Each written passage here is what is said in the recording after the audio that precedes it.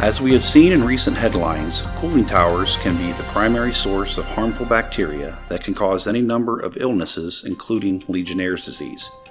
It is important to clean and disinfect your cooling towers on a regular basis to help mitigate the risk of bacterial growth and spread.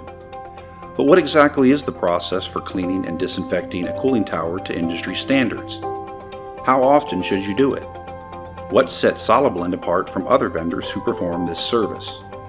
Our process follows the guidelines and standards put forth by ASHRAE 188, ASHRAE 12, CTI, AWT, and OSHA. The recommended frequency of a physical cleaning and disinfection is twice per year at the start and end of cooling season. We begin by conducting a pre-entry disinfection to eliminate any bacteria in the basin water prior to our team entering the tower. Next, a thorough physical cleaning of the tower, including the walls, basin, fill, distribution deck, and fan is completed using a high heat, low pressure steam washer. Descaling chemicals are also used as needed on hard to clean deposits.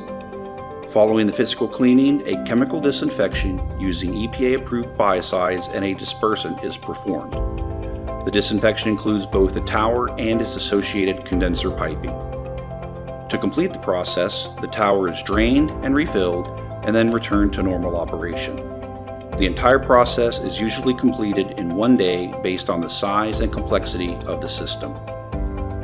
Our team includes ASSE certified Legionnaire specialists, OEPA licensed water operators, applications engineers, water technologists, and specialized disinfection crews.